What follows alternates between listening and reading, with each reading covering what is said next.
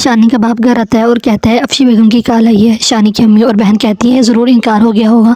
وہ کہتے ہیں انکار نہیں بلکہ اقرار ہوا ہے، تو سارے گھر والے بہت زیادہ خوش ہو جاتے ہیں۔ پھر سب مل کر قاسم صاحب کے گھر جاتے ہیں۔ باتوں میں افشی بیگم کہتی ہیں کہ ہمیں شادی کی تاریخ بھی فکس کر لینی چاہیے، کیونکہ بعد میں پتہ نہیں بھائی صاحب کب فری ہوں گے کب نہیں، ابھی تو سب اکٹھے بیٹھے ہوئے ہیں، تو اس طرح سے ان کی شادی کی ڈیٹ فکس ہو جاتی ہے۔ تبھی رمشا کی دوست کہتی ہے کہ میں رمشا سے مل کے آتی ہوں۔ جب وہ رمشا کے کمرے میں جا رہی ہوتی ہے تو اس سے دوسری طرف افنان نظر آتا ہے جو کال پہ کسی سے بات کر رہا ہوتا ہے۔ وہ اسے دیکھ کے بہت حیران ہو جاتی ہے۔ جب وہ رمشا کے پاس پہنچتی ہے تو کہتی ہے میں نے اس گھر میں افنان کو دیکھا ہے، تو رمشا کہتی ہے ہاں وہ قاسم صاحب کا بیٹا ہے۔ پھر اس کی دوست پوچھتی ہے کہ رمشا تم اس شادی سے خوش تو ہو نا، تم تو افنان سے محبت کرتی تھی، تو تم کس طرح سے شانی کے ساتھ خوش رہ پاؤ گی؟ تو رمشا کہتی ہے کہ میں ساری پرانی باتوں کو بھلا چکی ہوں، میں نے اپنا آپ اللہ تعالیٰ کے سپرد کر دیا ہے، اب میری زندگی بہت زیادہ آسان ہو گئی ہے، مجھے ان باتوں سے کوئی فرق نہیں پڑتا۔ پھر اسے یہ بھی پتہ چلتا ہے کہ افنان نے علیزہ سے شادی کر لی ہے، تو اسے احساس ہوتا ہے کہ اس نے کتنی بڑی غلطی کی ہے علیزہ کو یہ بتا کے کہ رمشا افنان سے محبت کرتی تھی۔ رمشا کہتی ہے کہ چھوڑو ان ساری باتوں کو، جو ہو گیا سو ہو گیا۔ نوشی پھر افنان سے کہتی ہے کہ آپ نے علیزہ کے ساتھ اچھا نہیں کیا، وہ آپ سے بہت پیار کرتی تھی۔ کچھ لوگ کہتے ہیں کہ جو لڑکی آزاد خیال ہے، کھلی ہوا میں فضا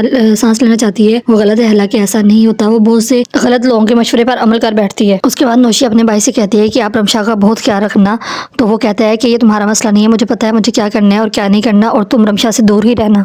اس کے بعد افشی بیگم کہتی ہے علیزہ یہ رمشا کی بڑی آئی ہے، دیکھ لو۔ وہ کہتی ہے اس میں دیکھنے والا کیا ہے، میری بری دیکھی تھی جو افنان نے بھیجی تھی، کتنی اچھی تھی، کتنی ایکسپینسو اور اچھے والے سوٹ تھے، سب لوگ دیکھتے رہ گئے تھے۔ تو اس کے جواب میں رمشا کہتی ہے کہ بہت اچھی ہے، جتنے بھی ایکسپینسو اور اچھے سوٹ ہوں وہ ایک بار پہن کے پرانے ہی ہو جاتے ہیں۔ اور پھر شانی کے فون میں رمشا کی کچھ تصویریں ہوتی ہیں جو وہ دیکھ رہا ہوتا ہے، اور اسے یاد آتا ہے کہ کس طرح وہ رنگ لائٹ کے سامنے اپنی ویڈیوز بنایا کرتی تھی، اور اس کے پچھلے خیالوں میں کھو جاتا ہے۔ If you like this review, please subscribe my channel.